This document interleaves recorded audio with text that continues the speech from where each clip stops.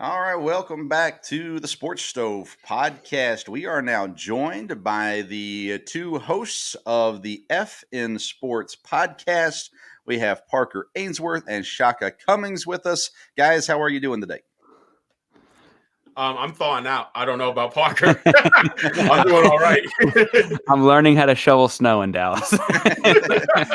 It's a cold week here in the United States, it seems like, especially in the eastern side of the United States. So, Parker, you're in Dallas, right?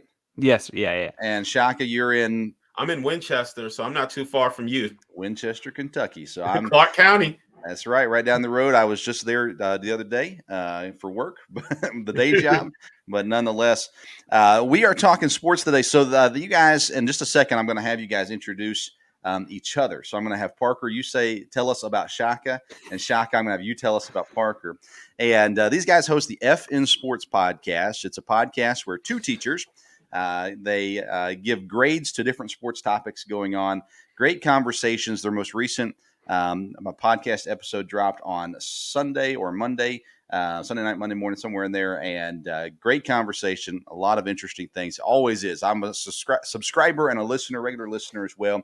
So great to have you guys with us. I'll start with Shaka. Why don't you tell us in about 30 seconds worth of who Parker Ainsworth is? Parker Ainsworth. So Parker is a history teacher in Texas, football coach, basketball coach. Once upon a time, actually played on teams that I coached against. He's a sports fanatic, basketball lover, recently married, dog owner, and soon to be homeowner as well. It's all happening right now for Parker. He's about 10 years younger than I am. He's getting to experience all those firsts that I got to experience 10 years ago when my back was good. You can tell how young he is by the collection of shoes in the background. But he has an Olajuwon jersey, so you wouldn't think he's that young. But, yeah, he was 2 years old when that happened. 2 years old, or whatever. Some of us felt that for real. Some of us are Knicks fans, man. Parker, tell us about Shaka. Well, so I met Shaka, having not known I played against him when I was in high school. I met Shaka when he coached and taught at the same school I did here in Dallas. Shaka's obviously a history teacher and football coach. He taught a lot more than just history, I guess, but currently a history teacher, bounced around DFW, Minnesota, some in Florida, right? Now he's in Kentucky. He's been all over. And we'll call it 10 more years of wisdom. But when I met Shaka, he made a comment that I had some like stance socks that had Olajuwon hitting a shot over Ewing. And he goes, "Is that Olajuwon on your socks?" And I was like, yeah, it's like the first day we're working together and like football, getting ready to coach before fall camp. And I was like, yeah. He goes, "Man, get those off." And I was like, "Oh, so where are you from?" And I very quickly found out that though he's been all over, he very closely ties to New York City, the Big Apple. And we've hit it off ever since. All right, we're going to talk some Rockets and Knicks a little bit later in the podcast, but we're going to start off with the NFL. The NFL season is over, sadly, but happily, that means the NFL offseason begins, and I'm a offseason fan myself. But we're going to start off. I'm going to give you a couple sports takes. You guys are going to give us a grade from A to, or I guess A plus to F. I never got any A pluses, so I'm not sure what that sounds like. But A plus to F. Some of these are my personal takes, and other of these are takes that I got. So I'll claim the ones that are my takes. So we're going to start off with what I think is an easy one. But we'll see what you guys think. Deshaun Watson, currently the quarterback at the Houston Texans, is a top 3 quarterback in the NFL as it stands today. What are your grades? Parker, what's your grade on this one? I'm going to sit at like a B minus. Oh. I'll sit at a B minus. Mostly because I'll sit at a B minus. What you got, Shaka? So I'm trying to think of 3 guys who I would say are clearly better. I'll go A minus because that number 3 guy, I think that he's probably just as good. It just depends on the week. Give him Hopkins, and it looks a little bit different. Anyway, we can get into it. All right, so we will get into it. My 3 are in order would be Patrick Mahomes, Aaron Rodgers, Deshaun Watson. That's my top 3 as it sits today, and so that's where I think he is. And we'll talk about in a moment where he should go or where you think he'll go. But justify would you say B minus, Parker? So if I'm being honest, part of me wants to make sure I don't come off with too much of a Houston homer. But I will say, as I look at it, I'm a big fan of Lamar as well. And so we both have Mahomes, we both have Rodgers. And I was looking at Lamar. Josh Allen just had a tremendous year, right? And so I'm like, ooh, what am I doing there? I will say that as I look at Deshaun, it's hard to use, as good as his individual stats were last season, it's hard to use that as like an argument against him when we saw him play the season before when he had a stronger receiving core, right? He had Hopkins, but he also had more games of Fuller. He had Stills for a lot longer. So like, those kind of things too. And the defense is better across the board, like all these things. I think that as I look at that, I probably have him in my top 5, top 6. I will say that the difference between like a he and a Lamar or he and a Josh Allen comes down to what are you trying to do? Because those guys are way more vertically mobile, right? They're taking off down the field, whereas he's a lot more scramble around, make stuff happen in the backfield. I mean, who could forget the play against Buffalo in the playoffs where they miss the guy off the edge and he just does that quick little spin move and then like, oh, the guy's on the ground, right? And he just evades it, dumps it off to, I think it was the fullback, shout out to Shaka, and then the guy scooted down the field, right? Like that was a crazy play based on his athleticism behind line of scrimmage, whereas like the Lamar Jackson spin move we can all think about against Cincinnati a couple years back, that was down like 20 yards downfield going forward, right? That's just a little like different uses. Shaka knows I'm a big running quarterbacks guy though. Like I love, and it's because I grew up with Vince Young. Like it really is like I love running quarterbacks. Parker's also an offensive lineman at his heart. So like Parker is 3 yards in a cloud of dust. What I would say is that I agree with the sentiments that Parker expressed. What I would say is that with Mahomes is 1, Rodgers is 2, and I could even say 1 and 1A. I mean, those guys, in terms of their individual ability, Aaron Rodgers is as talented a quarterback as I've ever seen in the NFL. There's nothing required of a quarterback that I found that Aaron Rodgers can't do, right? And what we're finding with Patrick Mahomes is, yeah, he's probably more in that camp than anyone else in NFL history as well.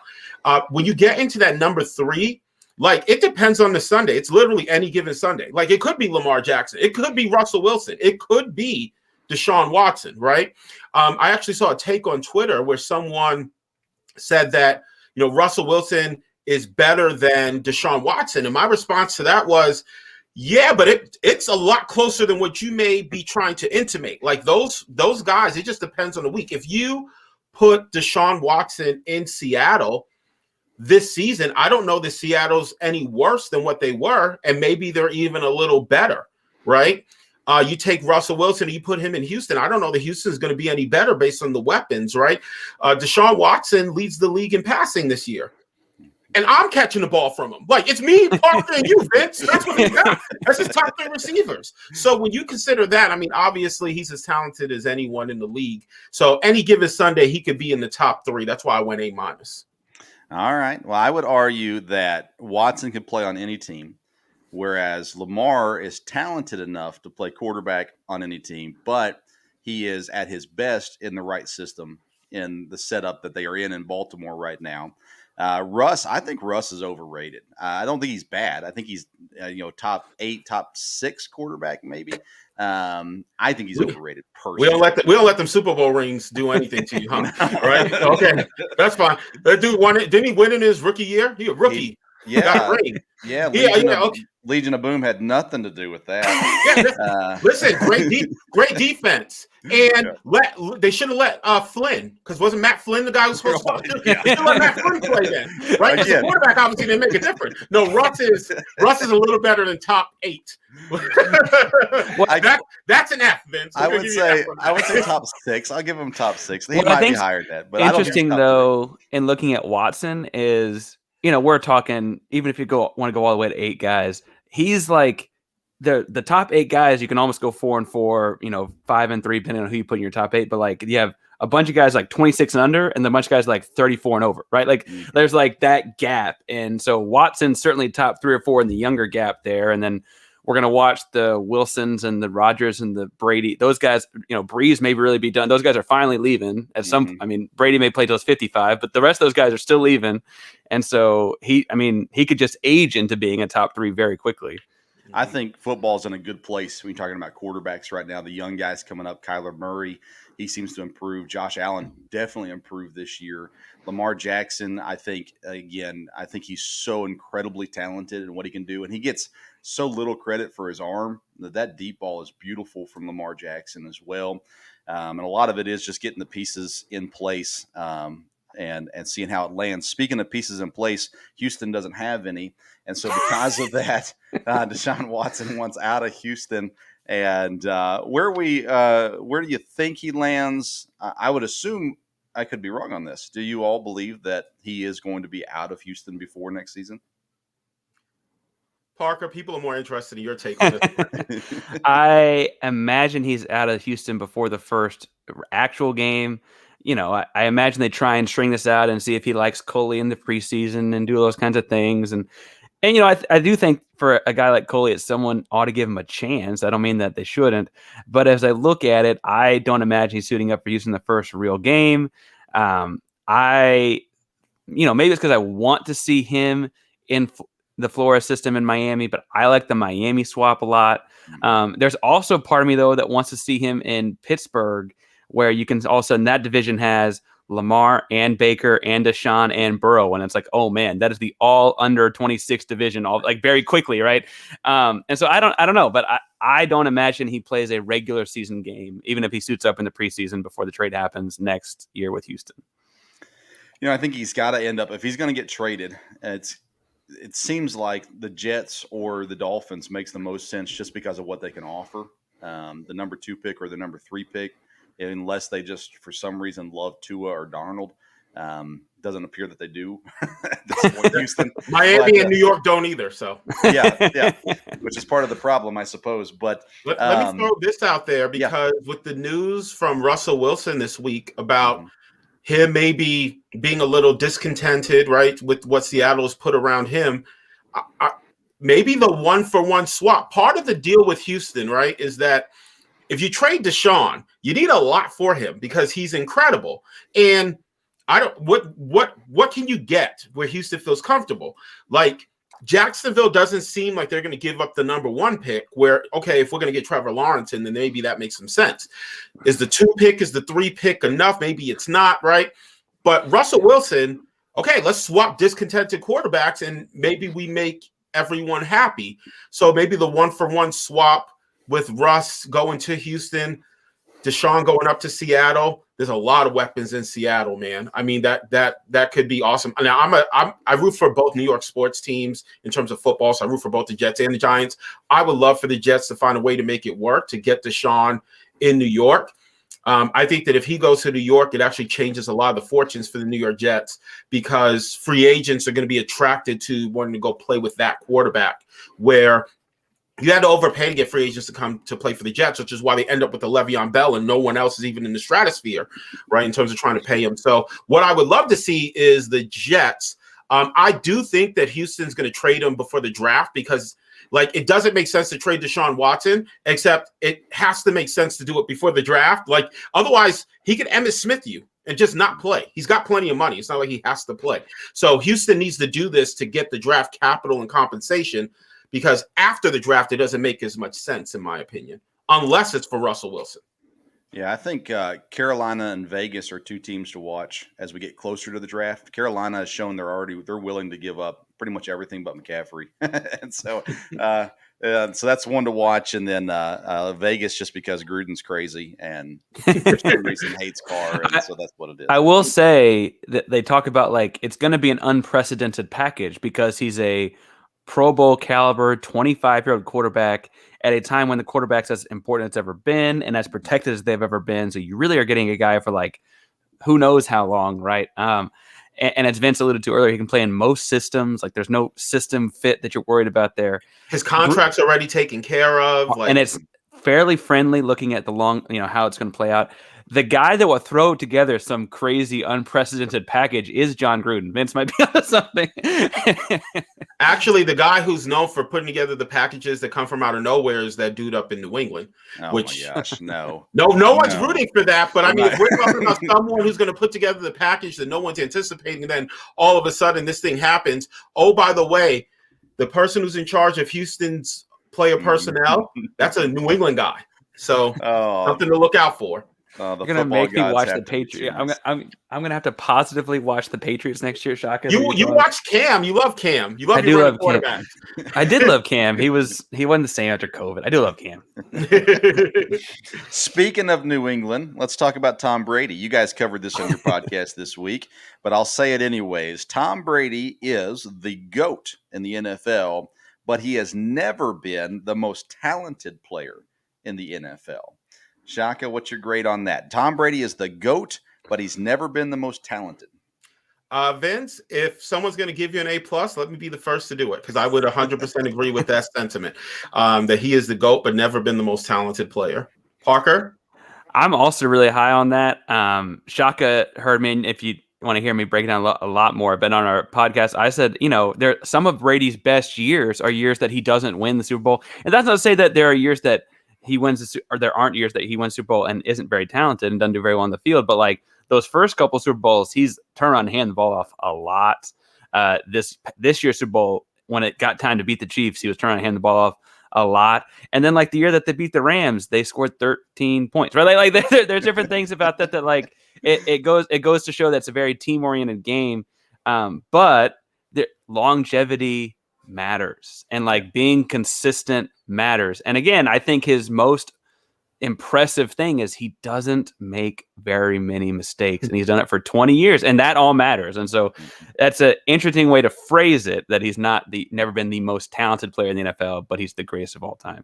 Yeah, I mean, if you think about who he is, right? He's never been the biggest arm. He's never been the fastest guy. You might argue that he, at different points, was as accurate as anyone, but could you ever say that he was more accurate than Drew Brees? Like, no. Right. I mean, historically, no one's more accurate than Drew Brees, right? So, or even like we forget how great Peyton Manning was. Like Peyton Manning, most folks would have said was more talented than Tom Brady when they were going head to head. But what they would say is that Brady's teams were better than those Indianapolis teams, especially on that defensive side, right? And Parker and I have talked about this a ton. I always believe that Brady, like the whole notion that Brady fell off a cliff at the end in New England was way overrated. He had no weapons and carried that team the way LeBron carries teams. Like that's what Brady did last year. Then he comes in Tampa this year, throws for 4,800 yards, 40 touchdowns. Like he still is as talented as anyone, and you will never lose a game because you have Tom Brady. Yeah, and again, I'm not saying he's not talented, just not the most talented. Obviously, he's gifted, and he's got a great mind to play quarterback. And he's done all of the things that are necessary for his team to win along the way. Give me your guys' football GOAT rankings, your top three in the GOAT rankings of the NFL. Like Brady's going to be one. Brady's going to be one for sure. I would say John Elway, because I always felt like John Elway was the best football player that I saw live every Sunday, up until Tom Brady and the winning that he was able to do at an unprecedented level. And I got to go with guys who I saw, like, I could say Dick Butkus because he was great on both sides, but I never saw him play, right? So I would probably go Jerry Rice in there as well, just because if we're talking about someone who did it for a very, very, very long time, like Jerry Rice was making Pro Bowls with the Raiders. He made them plenty of them with the 49ers, but he was making them with the Raiders too.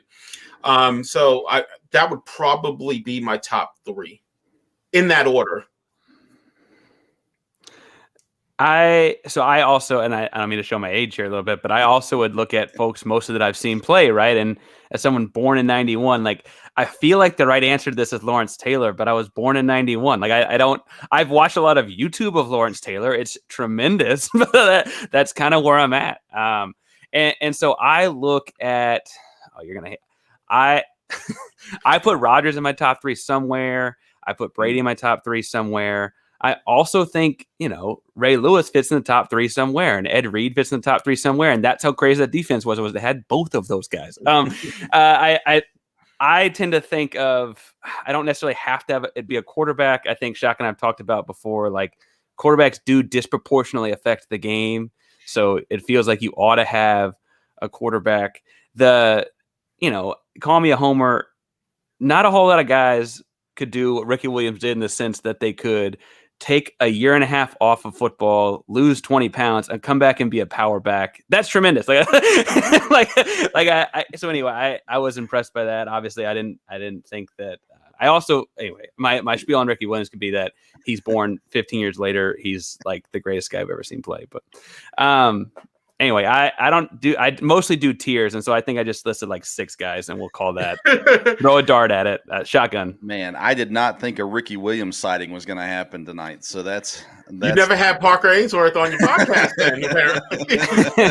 if Ricky Williams, Vince Young, Kevin Durant, these guys don't come up. Like Parker's going to lose if you teach hard. You can't even go back to Austin. Wait until you start talking PJ Tucker. You're gonna be like, what? Why? Oh, I love PJ Tucker. PJ Tucker fan. We'll get to the NBA in a minute. All right, Eric Bieniemy. Here's a take for you. Eric Bieniemy is not a head coach in the NFL because he's black. I give that an A plus. Shaka, what you got? Yeah, I mean, I'm probably going to go, like, I would leave a little bit of wiggle room for someone to maybe say that, you know, he didn't interview well or something to that effect. Although every time I hear that man speak, he's as eloquent as anyone. And then I hear Dan Campbell speak and I'm like, really? So I'm going to go A, just to leave a little bit of wiggle room. But if I firmly believe that if he were white, he would have been hired already. He would have been hired last year. Yeah. That's a year ago, if not right now. So there were two surprise hires this hiring cycle. One of them was Dan Campbell in Detroit. The other one was in Philadelphia. And both of those guys sound like, I mean, they didn't get any lessons in speaking when they played in college. Like those guys, oh my gosh, you put them in front of a microphone and they get nervous and stuff. And then you hear Eric Bieniemy and it's like, who sounds like a leader of men? Mm-hmm. One of those guys sounds like a leader of men, and then the other one of them sounds like a WWE wrestler, and the other guy just sounds like he's way nervous. Yeah. So I don't know. So the Dan Campbell hire, that's the one that I criticized the most when it first happened. Yet guys like Calvin Johnson have come out who played with Dan Campbell, and they supported the hire. Then you got the Eagles hire that just seemed like it came out of nowhere, which happens every year where somebody gets hired that you're like, whoa, I didn't expect that. But I wonder, I don't know. I've tried to do some research and haven't been able to find if there were any jobs that were offered to Bieniemy and he's turned them down. Because obviously there were some jobs open right now that you may not want. I don't think Detroit's one that looked great. Right. I don't think Houston's one that looks great, especially with the thinking that Deshaun Watson is leaving. But those two hires really, for me, were the biggest surprises. And I'm not one. So I've always, for a lot of my life, I've always said, oh, the topic on racism is just overblown. And the last 3 years, I have purposefully had conversations with people to open my eyes a little bit to realize it's actually a much bigger issue than I ever thought it was. Because in my life growing up, it wasn't an issue, and it wasn't an issue in my family, wasn't an issue in the areas I was at. Yet, the older I get, obviously, and the more things come to light, the more you realize, wow, it's still a major issue in America. And it's been a huge topic of conversation the last several years as well. And so when you look at the NFL hiring cycle, they put in the Rooney Rule. Shaka, I'd like to get your thoughts on the Rooney Rule, what you think about it, the pros, the cons, if it's good, if it's bad. What are your thoughts on the Rooney Rule? Here's what I'll say about the Rooney Rule.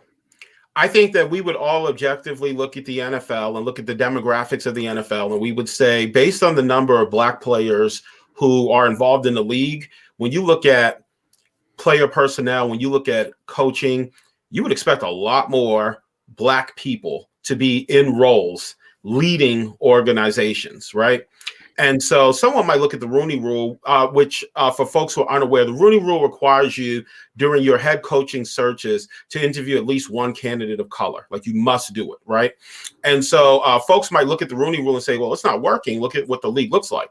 And then my counter to that is imagine what the league would look like without it. Like imagine if you didn't have to interview a candidate of color.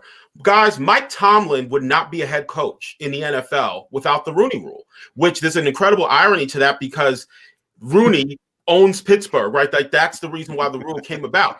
But if you remember back to that search, guys, that was Ken Wisenhunt's job to lose. And Russ Grimm was the other guy who was up for the gig. And it was which one of those guys is going to get the job. And then Pittsburgh hired Mike Tomlin. And a couple Super Bowls later, it seems like a pretty darn good hire, doesn't it? Right.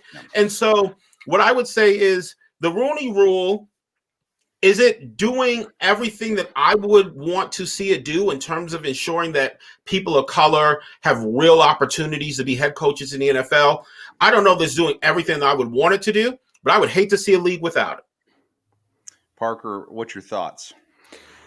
Yeah, well, I would first echo anyone that's like, what do they do talking about this race talk? You know, like Vince said, guys like Vince and I, we're white. We grow up and we don't necessarily experience it, firsthand. We don't see about it till we start to, and you dive into it and really, learn more about it. And I think, most white guys can point to the first thing they realize, oh crap, that's a real thing. And so without going too much into that backstory, I will say when you realize it's a real thing, you look at the NFL, you're like, man, this is a league that statistically is not that much less black than the NBA. Right, like we think about quarterbacks are white faces, and that's a whole other thing we can get into too if you want to. But why, if it's not that much blacker a league, that much whiter league than the NBA, why, all these former players can't teach more about the game? Like what's going on there? And then it's like, well, they got to have, it's a quarterbacks turn into coaches kind of thing. It's like, okay, Warren Moon was a long time ago, man. They're coming along. What's going on there?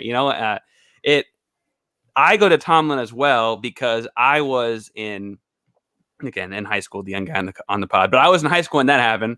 And I was like, yeah, they forced him to interview a guy and they liked him. So they hired him. And I didn't really understand why talk radio thought that was so crazy, right? They're like, they hired their Rooney Rule hired. And I was like, yeah, we probably get rid of that, right? Because I'm in high school, I'm thinking yeah, because he's the best candidate. But we talked about in our podcast before that diverse hiring practices help the person hiring. You're widening your pool. You're looking at more people. Bruce Arians just won with all black coordinators and a couple women on his staff because he was taking the best person for the job whenever a job came up. Right. And, if you want to listen to us break down about, is Todd Bowles done their chance, wherever, you can go download FN Sports, wherever you get your podcast. The Twitter handle is @F. No, I'm not going to go too much, but I will say that it seems silly to me that we still have it. And I think that there are probably better ways to do it. But it's like Shaka said, it's like, what would the league look like if there had never been a Rooney Rule? You can improve it and do things to add to it, but you can't take it away. Well, it's crazy too, because one of the things that Parker pointed out was this idea of where head coaches come from. The pipeline consistently gets shifted in ways that candidates of color get the shaft, right? It used to be that you had to be a defensive coordinator. More black people got into being defensive coordinators, and then it's, well, let's see what's going on the offensive side of the ball. Then you get more black folks who move to the offensive side of the ball, and it's, well, you got to work directly with the quarterback. Then you get black folks working with the quarterback, and they hire Joe Judge. Yeah. Right? So I don't know what the pipeline is, right? And then it's even worse with player personnel, because you could be a scout, you could be clawing your way up. You could be someone who's been in positions for 20 years, and they will hire the character coach from the New England Patriots to run your franchise into the ground. Right, Parker? Well, I will say that's exactly what happened, although at this point it feels like I'm rooting for laundry. But yeah, that's exactly what happened, right? And I think the interesting thing is you talk about the moving targets, you talk about is football is just a microcosm of the rest of the world, right? Those are the exact same things happening in lots of businesses and lots of, whether you want to look at people getting into law schools or you want to go down lots of avenues looking at the ways that this impacts who gets to be a doctor of what at what practice. Those things still happen everywhere. Football is just a microcosm and in some ways a very American version of America, right?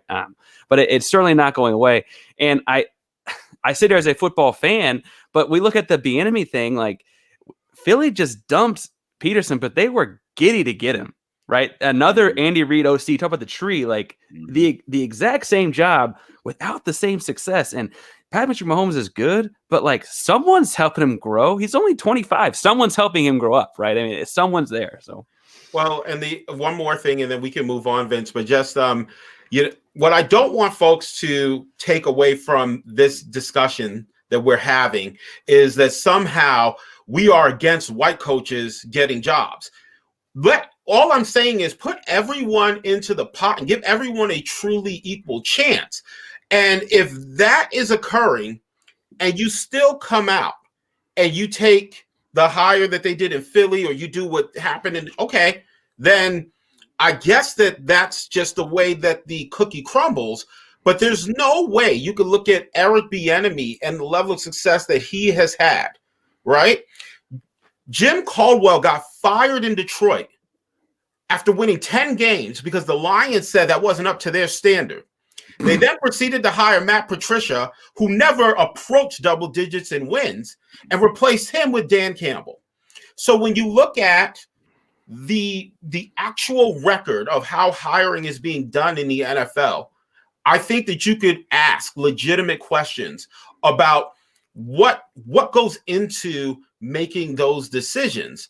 And is it something with these franchises that are consistently bad, right? That maybe there's something broken within their processes, but you like the NFL is crazy because in 10 years Detroit will be good and the Jets will be good, and Tampa was historically a doormat, and now they've got 2 Super Bowls, right? And once upon a time the Ravens were the Cleveland Browns. They just happen to be the Baltimore Ravens now, right? And even the Cleveland Browns were the Cleveland Browns until this year, right? So less than 14 months ago, the Houston Texans were up 24-0 on the Kansas City Chiefs, and they didn't hire Bieniemy off of that sideline. And look at what happened. It's a conversation that needs to continue, and it will continue as well. And there was a time, like in the early days of the Rooney Rule, where there were so obvious token interviews. They were bringing in a guy you knew there was no chance in the world they were going to hire. It was a special teams assistant to the kicker kind of a thing. Brought him in and whatnot. Now the number of legit coaching candidates out there right now of color is massive. And you see it in the Super Bowl when you got Bieniemy on one side, you got Leftwich on the other side, you got Todd Bowles, you got all those assistants and other things going on there. You see it with guys who've already been fired that deserve a second chance. I'm not a huge Marv Lewis fan, but he wasn't horrible in Cincinnati, and he had some interesting players on those teams. But nonetheless, those kinds of guys. Of course, you've seen guys, Tony Dungy, Lovie Smith, that had success. Mike Tomlin, obviously, as well. And I think we should be past at the very least the token interview, because there are so many well-qualified assistants right now out there. And I think you're seeing it some in the college level too, and that needs to improve also.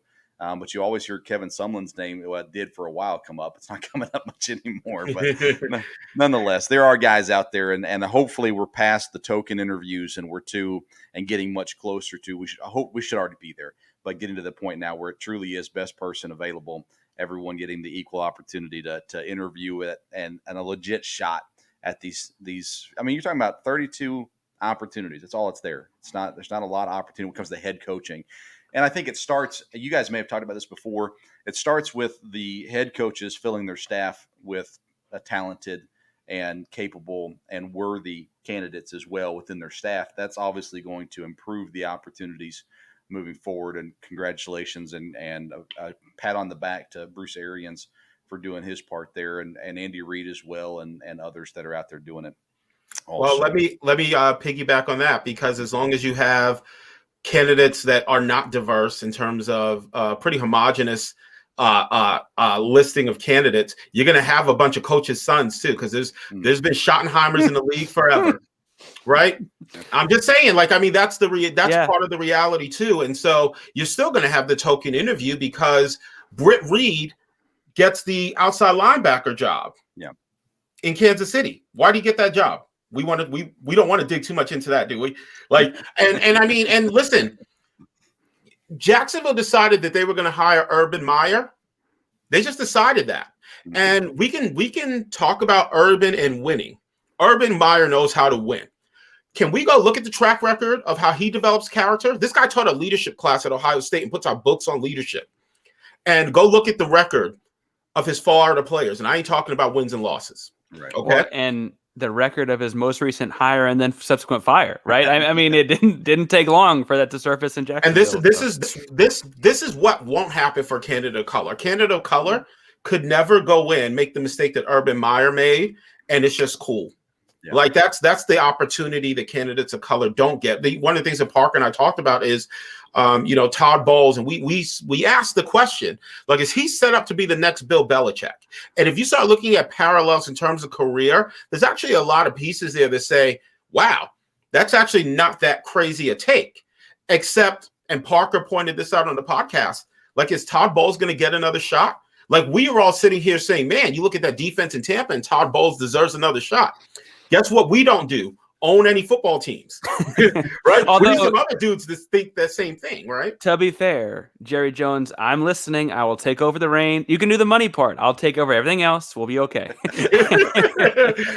I don't even want that team. I just give me $1 billion, Jerry. Just give me $1 billion. I'll go away after that, man. Oh, I'll take half of it and I'll sign Dak and we take it out of my paycheck. I don't care.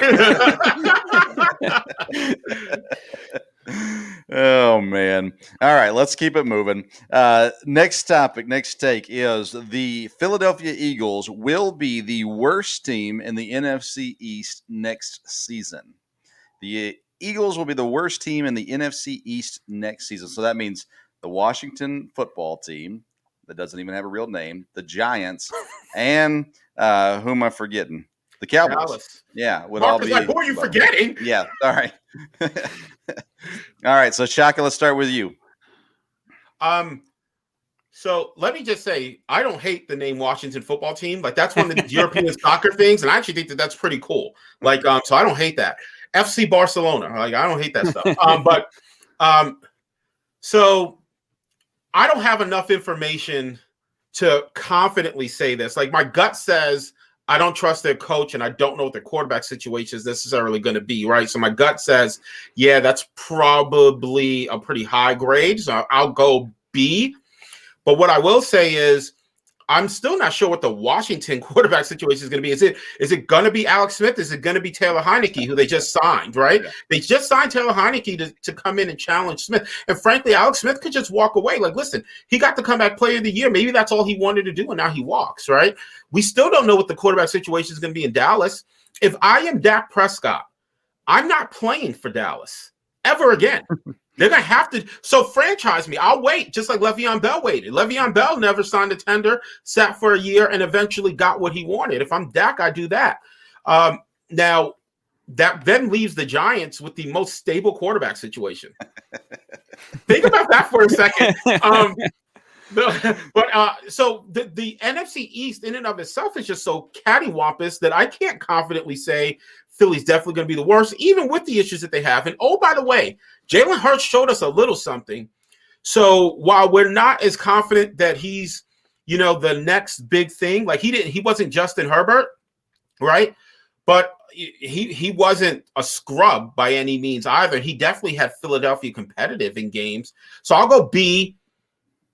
B is where I'm going to settle. Parker.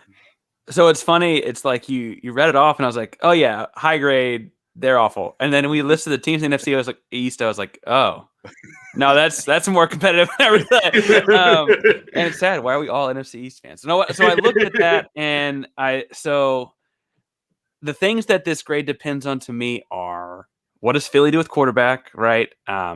Shaka can talk about Jalen Hurts this year. We can go back and pull up the tape. I was big on Jalen Hurts coming out of college, just as like you want him in your locker room. Like if you got to have somebody play backup quarterback at the very least, right? And why not have a young kid that is clearly an outstanding young man? Like, and so I was high on him back then. Can he come in and win some games? He can certainly win more than whoever they have besides Dak Prescott in Dallas. But if Dak Prescott were signed in Dallas, we've also seen what that offense can look like. They have defensive issues. We can see what that offense can look like. You look at Washington. I'm not big on Heineken, whatever. He had a fun game. It was fun to watch him play. And I was like, oh, who's this kid we don't know about? But like, the truth is like if Alex Smith can come back and play like 24 months after dying, he probably hangs it up, and you probably don't know who your quarterback is, right? And so is Philly in the bottom of that conversation because it looks like Wentz is on the outs, and like, can you really build a team around the second year Jalen Hurts because everyone's got tape on him? He always had sophomore slumps, and he wasn't like much better than average to begin with. If Dak is in Dallas, I would think that this is a high grade. I'd probably go in like the B plus, A minus range because I don't know what's going to shake out in Washington. But if Dak's not in Dallas, it might be a lot lower than that because Dallas wasn't very good. And that's that. Even as good as the offense was when Dak was there, they didn't win a whole lot of games before Dak got hurt. And then Dak got hurt and they lost a whole lot of games. And so I would say if Dak is back in Dallas, they're probably above Philly. And so then it's really a 50-50 shot for worse in the division. And I'd hedge my bets there and say that's a B plus. But if Dak's not back in Dallas, I got problems.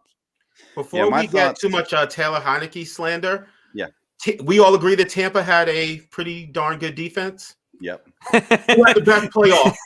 Who had the best playoff game against Tampa? Okay, because that Taylor Heineke slander, man. that dude was just waiting and biding his time. And there are weapons in Washington. Yes, like they have receiving weapons, and that dude runs around, which is. I mean, we are all football people. I'm a defensive coordinator here in the state of Kentucky.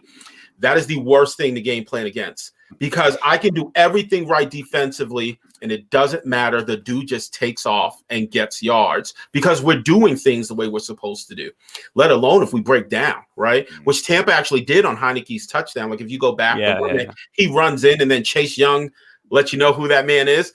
Tampa broke down. And now he's able to score. And there were times where Tampa played great defense. Now they have backup safeties and stuff in there too. So there's some pieces, right? Winfield didn't play in that game, for instance. And Winfield's the dude who gave deuces to Tyreek Hill, just to let you know how good that guy is. Right? So, I mean, there's some pieces to consider, but just I think that Heineke, there's some stuff in Washington. Like if I am a quarterback or if I am a free agent quarterback, I'm going to take a call from Washington. Yeah. I think Washington's a quarterback away from being legit contenders because their defense is so talented. Good. And they already won that division. They already won it. They already won the division. Scary Terry out there on the wide receiver. I mean, there is some phenomenal, and they got a good running back. They've got an okay line. They need to improve it. But I think, and I love their coaching staff, by the way, in Washington. I absolutely love their coaching staff. But so that's kind of where I was going with that. Washington, I feel like is if they get the right quarterback in, maybe it is Heineke. I don't have a lot of confidence in that. But if they get the right quarterback in place, they're a legit team. The Giants, if they just stay healthy, Saquon gets healthy, they need to add some wide receivers. But nonetheless, they have potential. I like Joe Judge. I think he's doing a good job in New York as well. And then Dallas, I mean, I think a full offseason for them is going to be really helpful. Personally, they're getting a new defensive coach, but, I'm not a huge Mike McCarthy fan, even though I'm a Packer fan.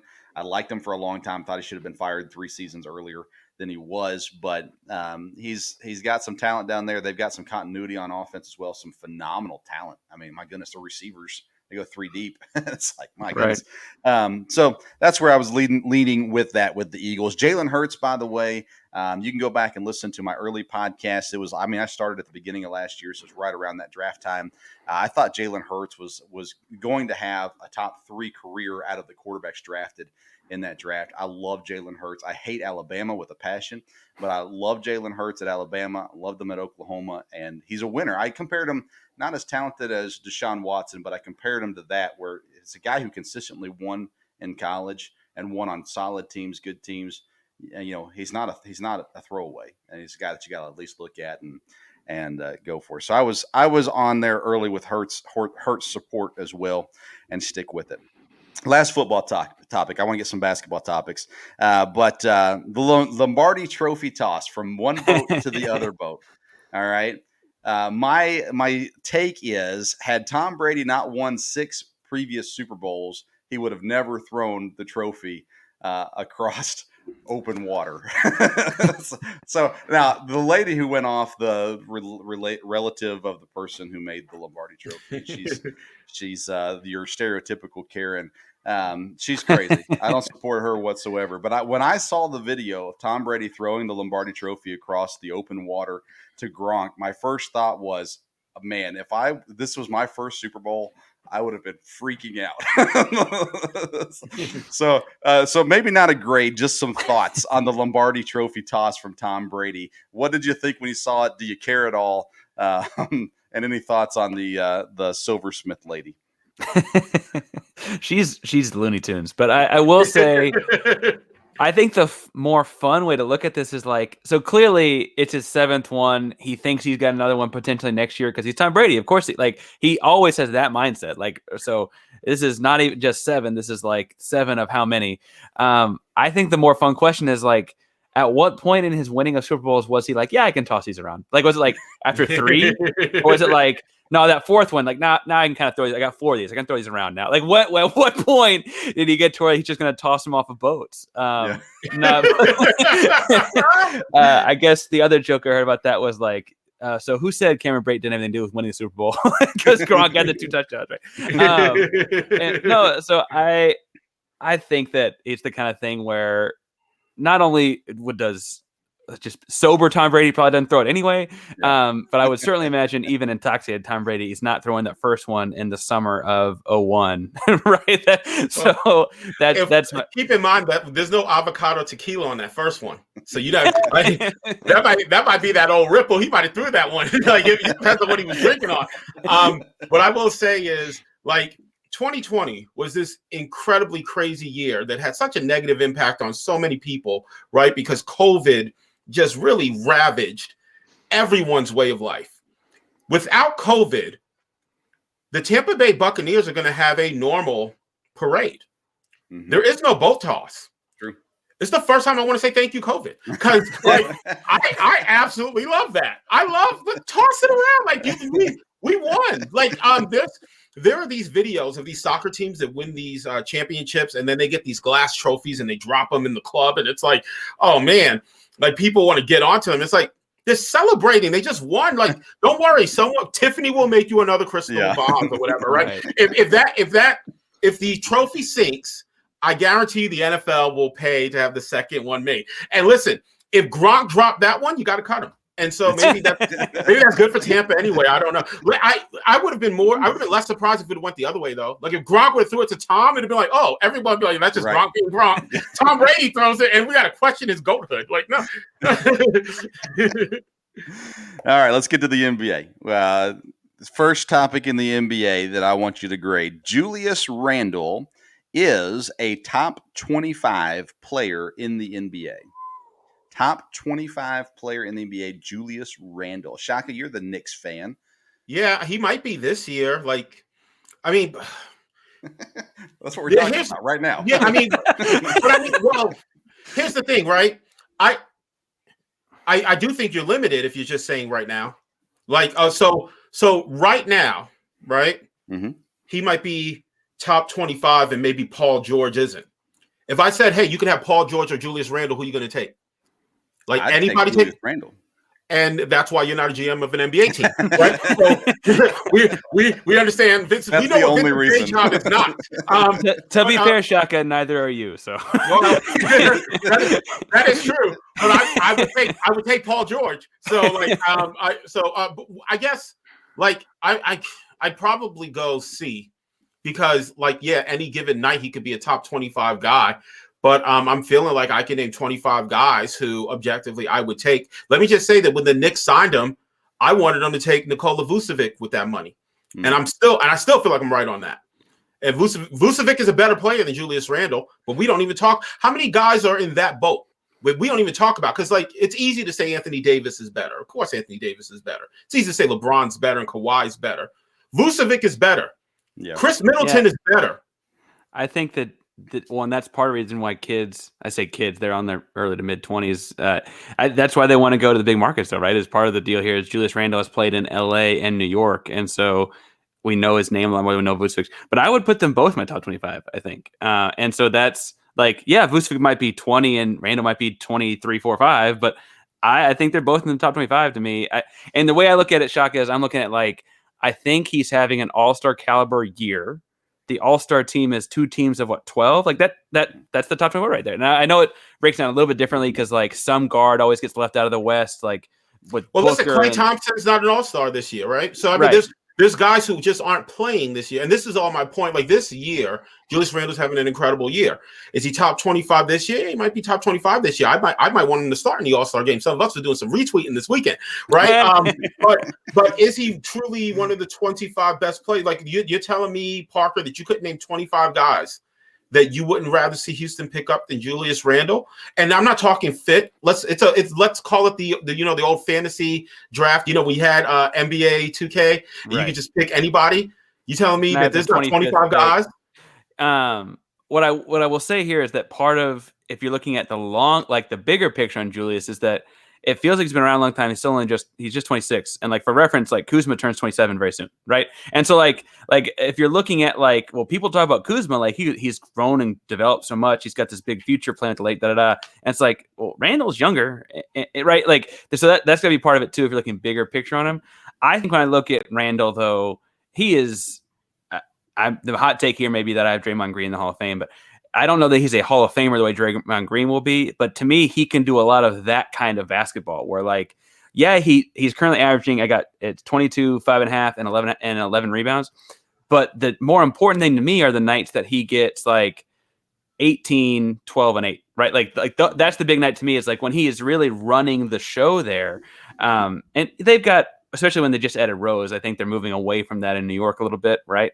But when he has, in the early part of the season and for stretches of last season, run the show as a point forward of sorts, I've been really impressed with him. I'm not going to deny, though, that part of the deal here is that he's a DFW guy, and I think I have my certificate in the mail, but I'm currently awaiting on my BBN mask to put behind me on my green screen thing. But no, what I think that if I look at him as a DFW kid, the other part I like about him is that through DFW connection, like he works crazy hard all year long. And I think that you see it play, like all the NBA guys work hard. I think you see it play out in the things he adds to his game from year to year in a cool way that I'd like to continue to watch develop if I'm putting him on my team as one of the top 25 guys.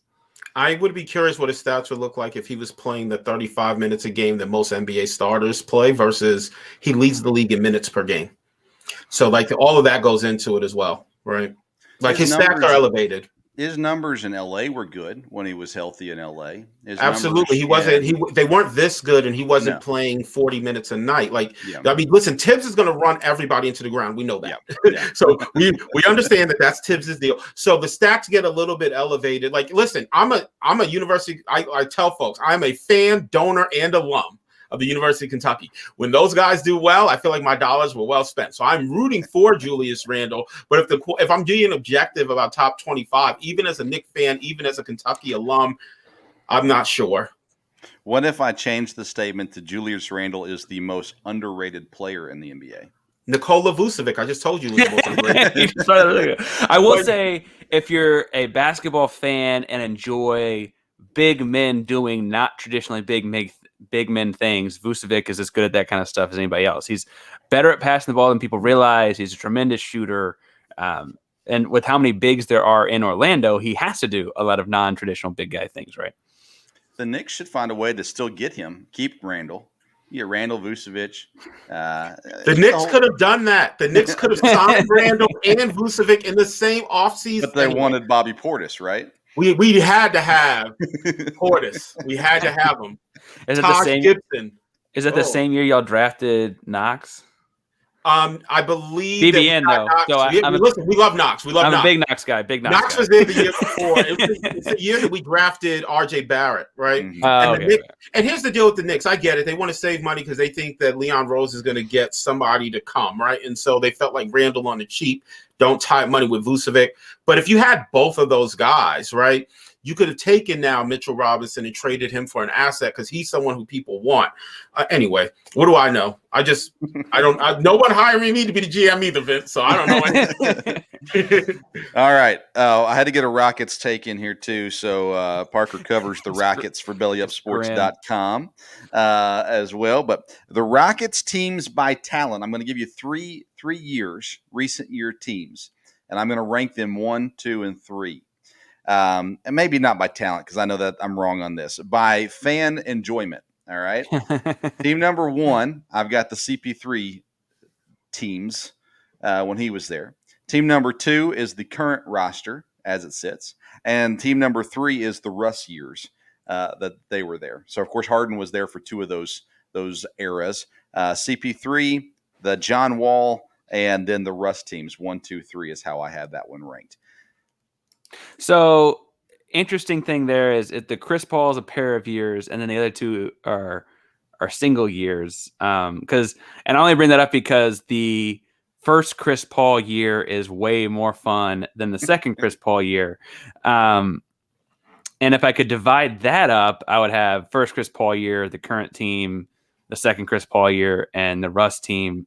I will say that before I go and get like negative with Chris Paul, the first year Chris Paul was tremendous. He's obviously a tremendous basketball player watching him in Phoenix. Year 2 with Chris Paul, he had the hammy injury in the playoffs, never looked right, re-injures it in November, re-injures it in March. And it's like he just never looked the same, which I think is what it sounds like. He was like barking stuff in the locker room that guys didn't like. And they're like, but you can't do that right now. And he's like, yeah, but, and I don't think that went very well.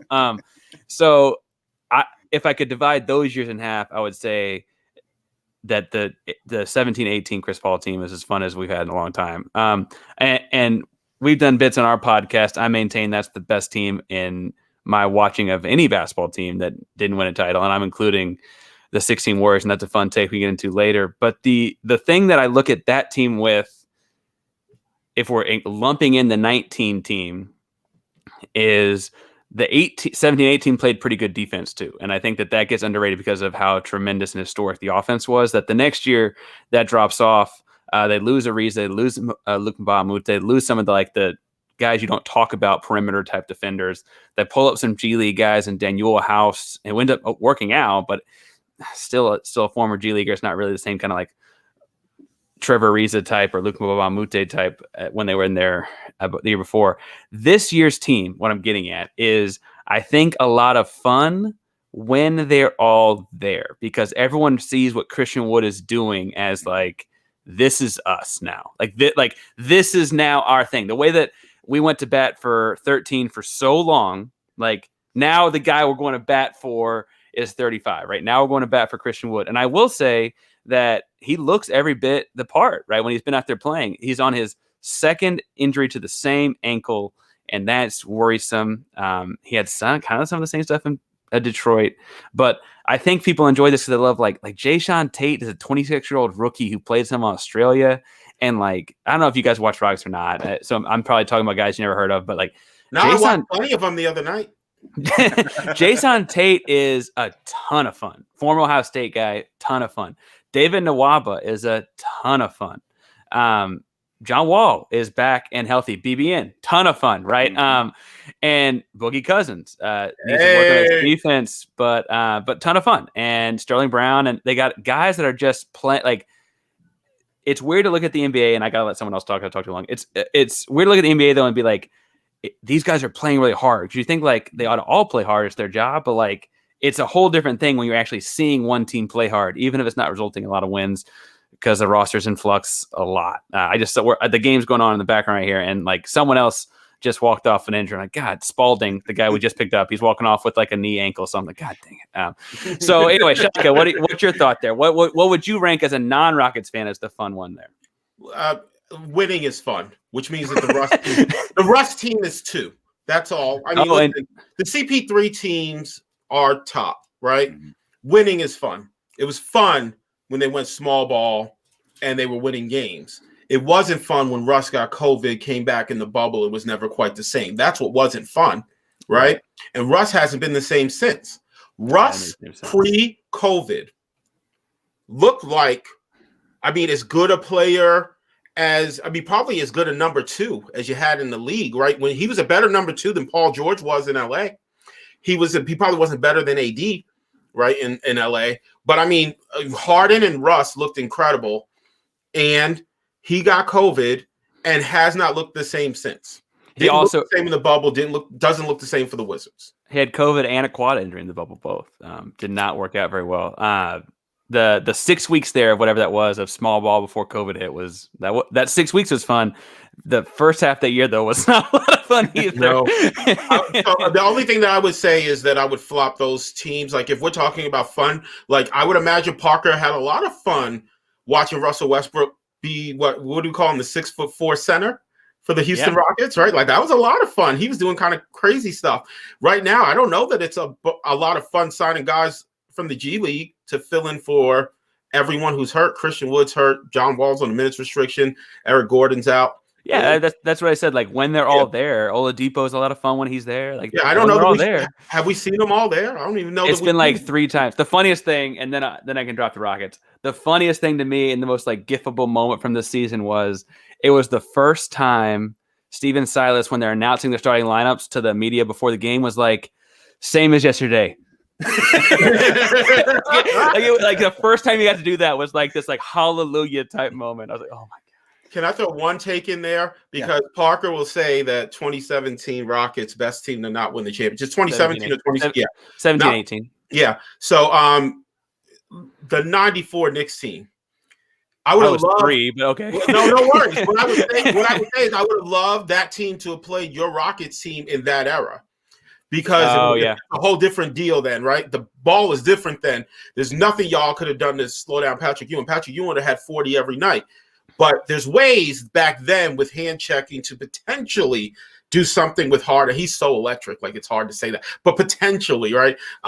Anyway, I will contest that 2016, like Draymond Green, like that's a championship team. And Draymond Green punches LeBron in the junk. That's probably the best team. Right? 73 wins must mean something. I'll throw in that Phoenix team as well. When Amari got hurt? Yeah, Amari. That same year, Joe Johnson got hurt, if I remember right. And that may have been the year before. Still got the Western Conference Finals. Yeah, they were a phenomenal team. And some of those Sacramento Kings teams that lost to the Lakers, the Weber, Divac. Oh, which year was it they got? Yeah, which year was it? The year that they got jobbed? Yeah. Was that the? I'm not going to get the year right, but I mean, we've talked about it on the podcast. The fix was in, obviously, right? We can go back and look at the Game 7. Even some of those Portland teams, like if you think about some of the Portland teams with Scottie Pippen and Rasheed, and that they had some years in there, man. There's been a lot of good teams that didn't win the championship. There's been a lot of good teams that didn't get to the final because they had these historic teams that just basically cut them off. Ask Reggie Miller. Well, and that's the interesting thing about basketball, and we've talked way too long about it, but the interesting thing about basketball is that you can be the second best team in the league and not make the final if the best team in the league that year is in your conference, right? Like it happens, I would argue, fairly regularly, right? There was a stretch there in the early aughts where like the West was just like that. The Lakers and Spurs were like that. And then like, the Nets were there, whoever, but like the Lakers and Spurs, the teams that were like that. And that's just the way it is sometimes. It's interesting because football is not that, right? Football. Never like that. The best team will win the championship in basketball. Like you can argue that maybe the Detroit Pistons weren't better than when you saw them teams play, it was obvious that Rick Hamilton, Chauncey Billups, Ben Wallace, they were better than the Lakers team that basically brought those Hall of Famers together, right? Mm-hmm. But in football, the best team doesn't always win, right? Which is why I love Eli Manning. Because 2007, that New England team is probably the best team to never win a Super Bowl. That team is incredible. Definitely. You can't spell elite without ELI, baby. All right, I got 4 more things for you.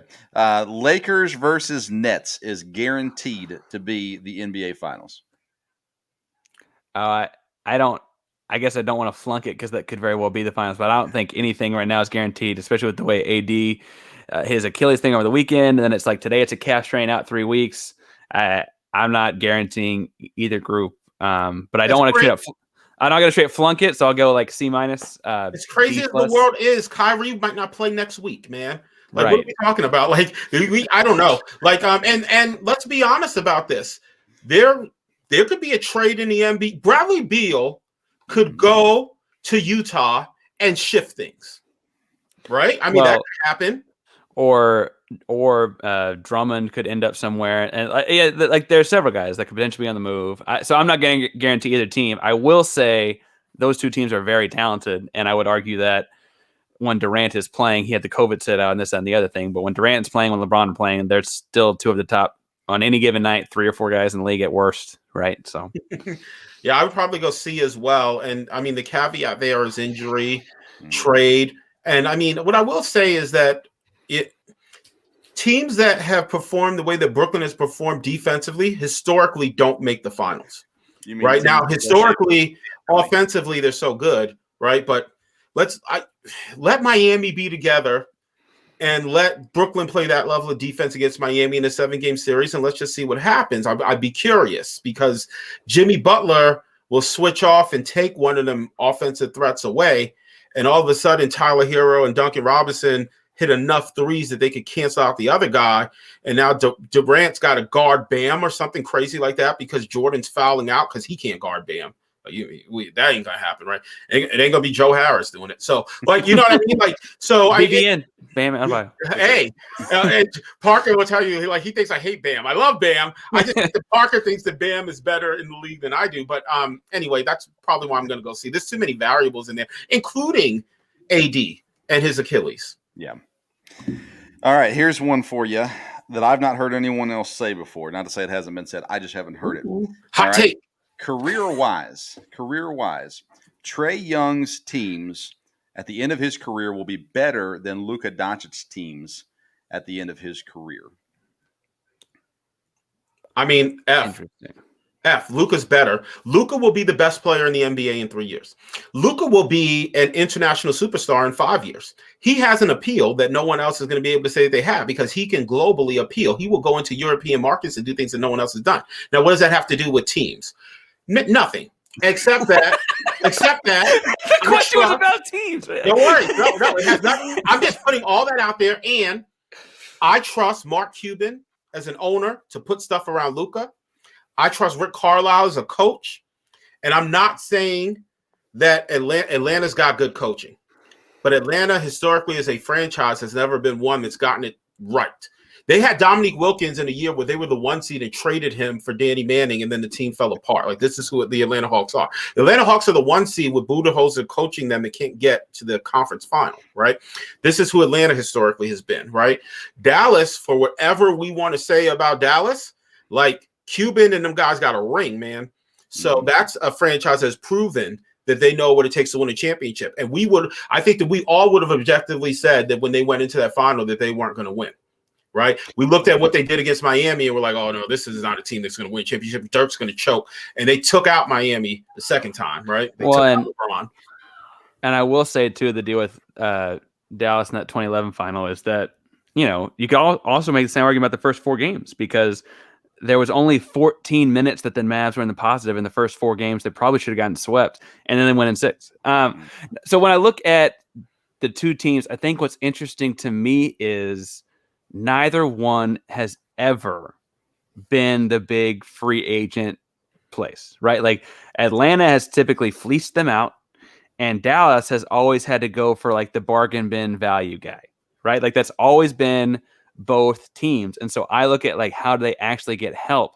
I think if we're gonna bet here, I'd be betting on Luka because I'd rather bet on the 6'6" forward than the 5'10" point guard. And that's no slight on what Trae Young does. He's really like stretching the game very literally to a place where he can shoot out from there and making you guard him out there and those kinds of things. I think this comes down to like people talking about winning, losing that trade. I think the thing that when you look at Atlanta, you got to remember they also added Cam Reddish in that trade. And so it's like Trae Young and Cam Reddish versus Luka, which is closer, but I still hedge Luka. So I would probably, I forget which side of it the trade was, or which side of the deal was the thesis or quote there, but I would probably go on the Luka side with the B+ because theoretically Atlanta could pick up, you know, who's the next, the Amani Bates, who Trae Young breaks his leg, they get the number 1 pick, they get Amani Bates, boom, done. Like that's a whole different team all of a sudden, right? Because I don't know that either one. But that's also changing the thesis because that's not Trey Young's team then. Right. No, if Amani Bates goes to Atlanta, like I don't know how much you know about Amani Bates, Vince, but we go see this dude, man. Go see his electric. And any team he's on, it's his team. But what I'm getting at here is that like neither team's going to pull in a big free agent in my mind. Even as fun as it looks like Luka is to play, I worry in modern basketball what that means for. Does that mean that neither one of these teams are happening in Atlanta and Dallas? Right? Does that mean that we're looking at it in 2026 and we're like, like Luka's teams look really good, but they're happening in San Francisco, right? Like who knows, right? And I think that that's just where basketball is these days. And there's part of that that's fun. The unknown is fun. And there's part of that that's probably really frightening to all the apartments around me in Dallas, right? Because it's like, oh man, what does that mean? And my argument, you mentioned it with the free agency. Neither team have been able. I mean, you look at Dallas's history. They drafted Dirk. They traded for Steve Nash. They traded for Jason Kidd when they eventually won their championship. Those were their main. They traded for Porzingis. And so that's kind of how they've gotten there. Now, Luka is a guy you would think would draw some free agencies to him. And Dallas is not going to let Luka leave, at least without putting up a huge fight, because they kept Dirk for his whole career. And so, but they're also in the West, which historically in this most recent NBA era has been the tougher of the conferences as well. Atlanta, and that can all change with one free agent signing, but as it sits right now, Atlanta has a young team, whereas Dallas kind of has a really mixed mesh mixture of veterans / G leaguers, those kinds of things. Atlanta has a more solid core group of people. Luka, though, without a doubt, is the best of those players on either of those teams right now. Two more thoughts. The Utah Jazz will lose in round 1 of the playoffs. They're not losing in round 1. They're going to be a 1 seed. They're not losing in round 1. They'll be a top 3 seed. Who are they getting? Like Zion's going to take them out. Come on now. Like, well, and whoever it is, if they're a 1 or a 2 seed, they're getting someone off of the play-in now. Mm-hmm. I don't think they lose in round 1, so I would also give that a D or an F, a low grade. I'd want to know what the seedings were, I guess, but I'd give it a D or an F. I will say they're taking the regular season a lot more seriously than those 2 teams in LA and those kinds of things. I'd even argue than Portland to some degree with the way they're making sure CJ McCollum can come back healthy and those kinds of things. And they should, those teams should be, because those teams, there's this like theory behind once you know you're a playoff team, how you play the regular season differently and those kinds of things. Utah's playing really hard in the regular season, but we've seen the way Snyder coaches in a 7-game series and frankly, his lack of adjustments. Like, I don't mean to get like too nitty gritty, but he got the Rockets in 18, the Rockets in 19 at the second round, both times, or the second round, the first round, the second time. And both times it was like, he came with this like great defensive thought on how to stop Harden and it didn't work and they never changed. And then last year we saw like Denver made a big switch in their lineups in the middle of that series and they were down 3-1 and Utah never changed and lost from when they were up 3-1, right? Like, so I think that I don't mean to knock Snyder because he has a great like story as far as getting to be an NBA coach, but he needs to show me that he can make better adjustments to win a second round series or a conference finals or whatever. So while they may win the first round on talent alone, I don't know how much farther to have him going. Yeah, he's not going to have to make big adjustments to stop the Kings. You got the Kings at 8. Well, I'm just saying, like, I mean, that's the level of team. Is that De'Aaron Fox, BBN? Look, BBN. We love him. But I mean, when you look at what Utah is going to have to do in that first round, the teams that they're going to play, we can talk about these teams that play really hard in the regular season and then kind of wet the bed in the playoffs. Like Toronto historically was that. Jay Johnson doesn't want to hear it, but that's who they were. The exception of 1 year. With the year that they signed Kawhi, that's what I'm saying. Let Utah get Bradley Beal, and then all of a sudden we're not even having this conversation, right? And that's the pieces that I want to consider with Utah. Like, is there a trade out there? You think that Utah could finagle a way to get Gordon Hayward back? Like, I don't know. Maybe there's a way to make something like that happen with Charlotte, right? Could Utah? I don't know. Anyway, even the teams that play really hard in the regular season tend to win the first round, is the point.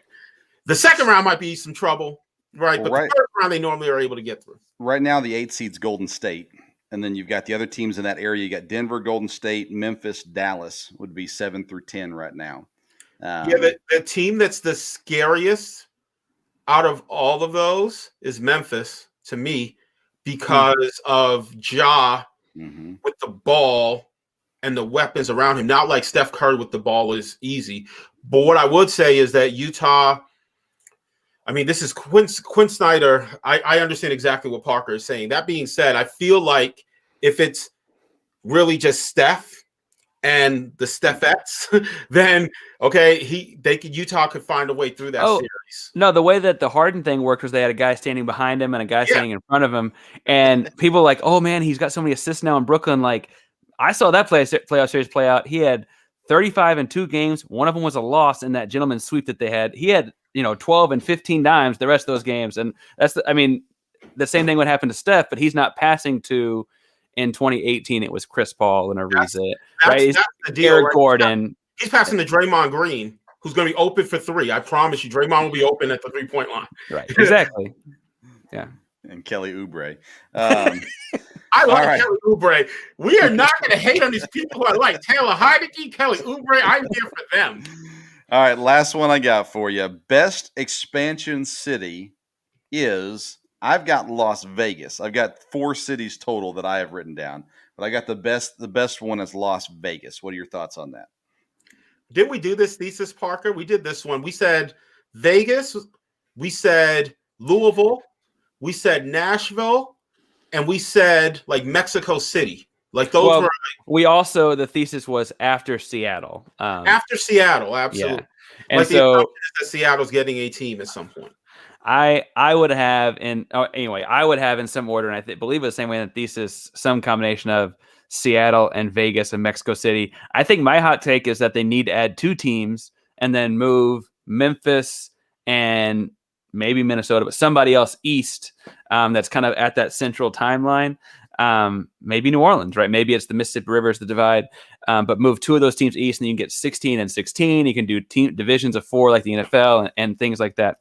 My hot take is more that they need 2.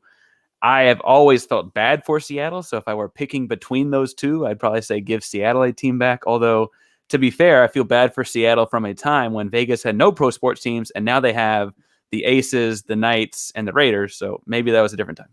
I mean, the Knights should have won a Stanley Cup too. Like they don't, those teams didn't just come in the league and we're like, we're just meddling around. Yeah. No, the Raiders beat the Chiefs, like consistently show that they could play them hard. Aces have a championship. Like, I mean, incidentally, I am not going to be the person who's going to walk around the Bluegrass State and get my card revoked. So Seattle is 1 and Louisville is 2. And and Vince, you know this as someone who's in the state. Mm-hmm. Like, I know that intuitively people outside the state of Kentucky look at Louisville and they're like, that's not a market. If you put a professional sports team in Louisville, that thing would get supported like crazy by the tri-state area that is that region of Indiana, Ohio, Kentucky. You would have support. The interesting thing about Louisville and Nashville, when we introduce those as options, I don't know how much pull Memphis has in terms of saying we don't want a team that's going to mess too much in our market. But if you think about where Louisville is positioned, right, they can pull Cincinnati folks, right? And I just think that Louisville makes a lot of sense. Vegas obviously makes sense. Seattle obviously makes sense. Mexico City could make some sense too. I am curious as to how those expansion plans internationally will look post-pandemic. I'm thinking everybody's going to slow their roll and stuff like that. Well, and it'd be so like when they did Toronto and Vancouver financially flopped, right? They had moved to Memphis very quickly. And so I don't know what the situation would be like in Mexico City, how long you'd have it there. I think the interesting thing in Louisville to me is every market you just named, you talk about professional sports, those are all basketball towns. Like Cincinnati, like the University of Cincinnati, like those guys love basketball. University of Louisville loves basketball, right? Like those areas do enjoy basketball. It's just on top of the aspect of giving them a pro team in the region, right? And so giving it, as opposed to giving them a soccer team or as opposed to giving them, I mean, NFL does well wherever it is, I guess, but opposed to giving a WNBA team or like with an NBA team or a WNBA team would do very well there, I would think. Yeah, so definitely. Two things. The piece around the pandemic, like what we're seeing with Toronto having to play games in Tampa, I think that's the NFL is going to slow their roll on on the London. international expansion. So that's the first thing. And the second thing is, Vince, you know how you can tell that Parker is not from the Blue Where's Louisville? I don't know where Louisville is. Never I heard know of it. Louisville. I know where Louisville is. I don't know where Louisville is. Oh my What god. do you call the baseball bat? Do you call it Louisville Slugger? Louisville Slugger. Yes, God, the dang Louisville Slugger. All right. Well, I'm still waiting on my BBN card. Maybe it'll happen by the time I get my So, card in. we'll do the joke with Parker. Like, how do you pronounce the capital of Kentucky? Do you pronounce it Louisville or Louisville? And it's actually pronounced Frankfurt. So there you go. Yeah. Don't feel bad, Parker. I had the commissioner from the ASUN conference on earlier this month, and he was in a press conference up at Bellarmine, which is in Louisville, and he called it Louisville in the press conference. So there's a mayor town here in the barely made it DFW. out. There's a town here in DFW called Louisville, but it's spelled Lewis, like Louis. Like that's Louisville. I knew it wasn't that. That's Texas anyway. Every place plays football. Louisville ain't bad. I grew up just south of Nashville, and when hockey came to town, it was the best thing in the world. And obviously, the Predators have survived wonderfully in Nashville. They just added a soccer team not too long ago. They've been working on trying to get a Major League Baseball team that I don't think is going to happen anytime too soon. I'm not sure basketball would be the right fit in Nashville. Louisville, though, it would be because, like you said, you're drawing from Ohio, Cincinnati area. In Indiana, everybody loves basketball. In Kentucky, everybody loves basketball. And I think you're far enough away from Memphis. You're actually, your tie to Indiana is a little bit more of an issue there too. But Indianapolis is such a just kind of small. It's Indianapolis. So I think it could work in Louisville. I think Vegas is one of the most obvious places with what they're doing right now and everything. And with gambling becoming a bigger issue in sports, it just makes sense there. And then Seattle, I don't feel bad for Seattle personally, but nothing the against fans. them. I feel bad for the fans. Yeah, nothing against them. Yeah, if they're getting hockey, let them enjoy hockey for a while. And the thing about Vegas to me is interesting is that Stern's big thing, while it was his league, was always Vegas is for USA basketball, and it's neutral because there are no pro teams in Vegas, so everyone has to travel to do USA basketball. And obviously, Silver. That was the other thing too. Like people won't they're not all going to go to Orlando, but they'll go to Vegas. Mm-hmm. Stern and Silver, as you know, they did work together, but they have proven to be very different people. So Silver has not said the same kinds of things at all, and so it will be interesting to see what he does about it. And I will say an interesting take on Nashville, and this is obviously true of Vegas as well. But the fact that you have hockey means you have an arena. Which means it's actually cheaper to go to one of these places, right? It's one of the reasons why Seattle was so gung-ho in trying to get the hockey team. Not only to bring sports back, but now we have an indoor arena where you can put a basketball team, right? And so Vegas obviously has that with the Golden Knights, and it's even if they didn't, it's not a problem in Vegas. Some casino will put the arena in the bottom, right? That won't be a problem for them. They've got wherever Team USA plays their exhibition games. It's not probably the same as like the Staples Center, but they've got something. No, but that's UNLV. They played on UNLV's camp. Like UNLV, that I don't think the NBA wants to mess with. Like if the NBA goes, they're not going to play games at the with the Yum Center or whatever. Like that, Louisville's got to build an arena, right? Because the NBA is not going to mess around. Yeah, and I tell you too, Nashville and Vegas, both the atmosphere in the city after the game. Things to do, the celebrities that are around, all that kind of stuff. That's what made the Predators so great in Nashville is all of the celebrities just piled in, and they were at every game. And then of course Carrie Underwood married a player, and so she was there all the time. And national anthem was phenomenal every night because you had some superstar singing it, right? And so you got to see people like on the Zambonis in between periods. Was a famous country singer riding the Zamboni playing and singing and all that kind of stuff. So they've got the atmosphere for it. I just don't think they have the fan support for it. Personally, that's my opinion. But hot take: NHL has the best national anthems. Like it's not even close. Like go to a Blackhawks game. Like everyone's singing it at the top of their lungs. Like everybody's into it. NHL anthems, man, they do it better than any other sport.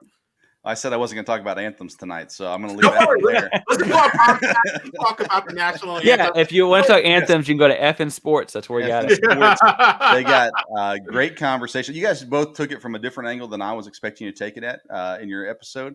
So I encourage everyone to go listen, not just to that episode, past episodes as well, and future episodes, the FN Sports podcast.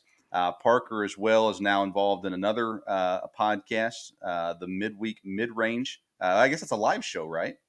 Yeah, it's a live show on Wednesday nights. We do flip it into a podcast, although we had some technical difficulties last week as it was the first time doing that. But second episode is this Wednesday night at 9. You can find us on Twitter at Midweek Midrange, and it'll be through Periscope on there for as long as we still have Periscope. And then we'll be obviously uploading to YouTube as soon as we're done. All right. And then both of them, Shaka and Parker, hosting the FN Sports Podcast. It really is a great podcast. I enjoy listening to it. I'm a bug killer. I'm a pest control technician, so I'm walking around all day long listening to podcasts, and it's one that I have on there to listen to. So thank you guys both for being on, and I appreciate you guys having the conversation with me today. We need to do it again sometime, but appreciate you guys and what you're doing on the podcast. It's, like I said, it's a phenomenal podcast. Encourage everyone to go and download, take a listen, rate, review, all those good things as well. Go out, like, subscribe, share, and please remember, when it comes to sports, don't flunk with us. There you go. All right, thanks, guys. I sure appreciate it, and we'll chat again sometime soon. Absolutely. Thank you, Vince. Thank you for having us, Vince.